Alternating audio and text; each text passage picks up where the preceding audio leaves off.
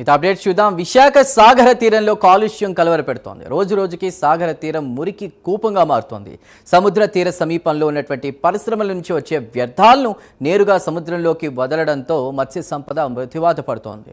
ఉత్తరాంధ్ర, గోదావరి జిల్లాలు, నెల్లూరు వరకు కూడా సముద్రం కాలుష్యం కారకాలతో కూడా నిండిపోయింది. డిప్యూటీ సీఎం పవన్ కళ్యాణ్ ఉపాడ ప్రాంతాల్లో మత్స్యకారులతో ముఖాముఖి నిర్వహించడంతో చాలా విషయాలు వెలుగులోకి వచ్చాయి. పరిశ్రమలకు దగ్గరగా ఉన్నటువంటి గ్రామాల్లో భూగర్భ జలాలు పీల్చే గాలి కలుషితం అవుతోంది. మరోవైపు మత్స్య సంపదపై ఆధారపడిన మత్స్యకారులు ఉపాధి కోల్పోతున్నారు. ఇక ఇదే అంశంపై మరింత సమాచారాన్ని మా కరెస్పాండెంట్ చంద్రశేఖర్ అందిస్తారు. మానవరహిత తప్పిదాల కారణంగా సముద్ర జలాలే కాదు భూజలాలు కూడా పూర్తిగా కలుషితమవుతున్నటువంటి ఘటనలు కనిపిస్తున్నాయి.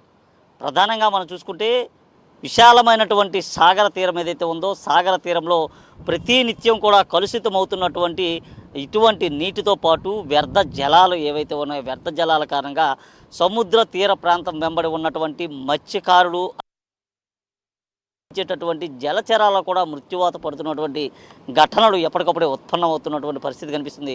మనం ప్రస్తుతం చూసుకుంటే ఈ వాటర్ బాటిల్లో ఉన్నటువంటి నీటిని కూడా ఇదే సముద్ర జలాల్లో కలుషితమవుతున్నటువంటి పరిస్థితి ఉంది. ప్రధానంగా చూసుకుంటే విశాఖ తీర ప్రాంతం వెంబడి ఉన్నటువంటి ఏదైతే మనం చూసుకోవచ్చు ఈ ప్రాంతం అంతా కూడా ఇది సముద్ర జలాల లోపలికి ఇక్కడ నుంచి విశాఖ నుంచి వస్తున్నటువంటి వ్యర్థాలు ఏవైతే ఉన్నాయో ఆ వ్యర్థాలన్నీ కూడా పూర్తిగా కలుషితమవుతున్నటువంటి పరిస్థితి కనిపిస్తుంది. మనం చూసుకోవచ్చు ఇక్కడ ఉన్నటువంటి శాండ్ అంటే ఇసుకకు సంబంధించినటువంటి రంగు పూర్తిగా పాలిపోయి నలుపు రంగులోకి వచ్చినటువంటి పరిస్థితి ఉంది. ముఖ్యంగా చూసుకుంటే ఇలాంటి వ్యర్థాలు లేదా ఏదైతే సముద్ర తీర ప్రాంతం వెంబడి ఉన్నటువంటి కర్మాగారాలు ఏవైతే ఉన్నాయో కర్మాగారాల ద్వారా విడుదలయ్యేటటువంటి రసాయనిక ఆ వ్యర్థాలు ఏవైతే ఉన్నాయో ఆ వ్యర్థాల కారణంగా పూర్తిగా సముద్ర తీర ప్రాంతం అంతా కూడా కలుషితమవుతున్నటువంటి దృశ్యాలే ఎక్కడికెక్కడ కనిపిస్తూ ఉంటాయి. ముఖ్యంగా చూసుకుంటే సముద్రానికి సంబంధించినటువంటి అతిపెద్ద ఆ తీరం కలిగినటువంటి సముద్ర తీరం ఏదైతే ఉందో ఈ సముద్ర తీర ప్రాంతం వెంబడి ఉన్నటువంటి కర్మాగారాలు కావచ్చు లేదా ఇక్కడ ఉన్నటువంటి డ్రైనేజ్ కావచ్చు ఈ డ్రైనేజీకి సంబంధించిన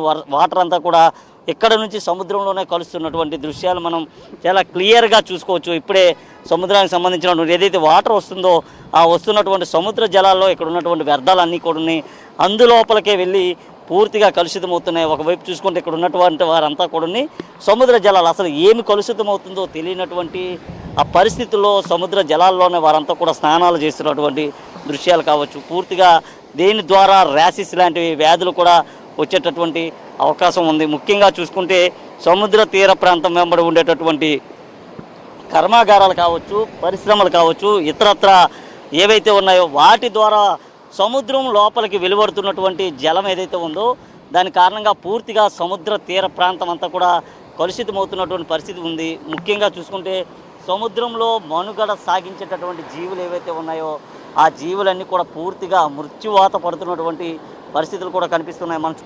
మనం చూసుకుంటే ఏదైతే సముద్రపు వాటర్ ఏదైతే ఉందో లోపలికి వెళ్తున్నటువంటి దృశ్యాలు ఉన్నాయి. లోపల నుంచి వస్తున్నటువంటి వ్యర్థాలు ఏవైతే ఉంటాయో ఆ వ్యర్థాలంతా కూడా పూర్తిగా ఇదే మార్గం గుండా వచ్చి సముద్రంలో కలుస్తున్నటువంటి దృశ్యం.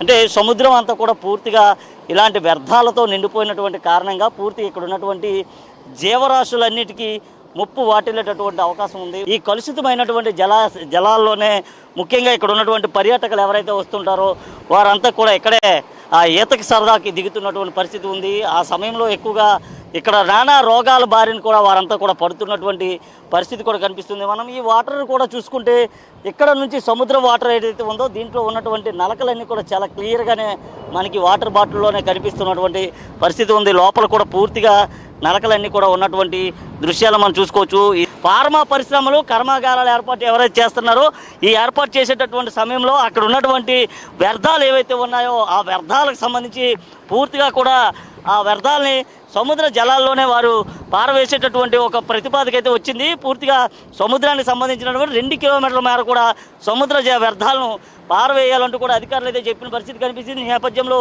దాదాపు 1/2 కిలోమీటర్ దూరంలోనే వాటన్ని కూడా వ్యర్థాలను పారవేస్తున్నట్లు కూడా సమాచారం అయితే ఉంది. ఈ నేపథ్యంలో సముద్ర జలాలు పూర్తిగా కలుషితమైనటువంటి నేపథ్యంలో మత్స్యకారులు కూడా వారి యొక్క భవిష్యత్తు కూడా ఆగమ్య గోచరంగా మారిందని చెప్పుకోవాలి. ఎందుకంటే సముద్ర తీర ప్రాంతం వెంబడి ఉండేటటువంటి ఏదైతే మత్స్య సంపద ఏదైతే ఉందో ఆ మత్స్య సంపద అంతా కూడా పూర్తిగా మృతి చెందేటటువంటి అవకాశం ఉంది. ఇప్పటికే చాలా వరకు కూడా మత్స్య సంపద అంతరించిపోతున్నటువంటి పరిస్థితి ఉంది.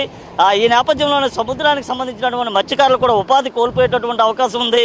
ముఖ్యంగా చూసుకుంటే సముద్ర తీరం పూర్తిగా కూడా కలుషితమైనటువంటి నేపథ్యంలో పూర్తిగా ఈ కలుషితం కారణంగా నానా రకాల రోగాల బారిన పడేటటువంటి అవకాశం ఉంది. ముఖ్యంగా ఈ ప్రాంతానికి వచ్చేటటువంటి పర్యాటకులు ఎవరైతే ఉంటారో ఈ పర్యాటకులు పూర్తిగా కూడా నానా అవస్థలు పడి నానా రోగాల బారిన పడేటటువంటి అవకాశం ఉంది. అయితే సముద్ర జలాల కలుషితానికి సంబంధించి పూర్తిగా అధికారులు దృష్టి సారించాలంటూ స్థానికులు అలాగే పర్యాటకులు అయితే కోరుతున్నటువంటి పరిస్థితి అయితే ఉంది. ఇది ప్రస్తుతం విశాఖ సముద్ర తీర ప్రాంతం వెంబడి ఉన్నటువంటి జలాల కలుషితానికి సంబంధించినటువంటి గ్రౌండ్ రిపోర్ట్.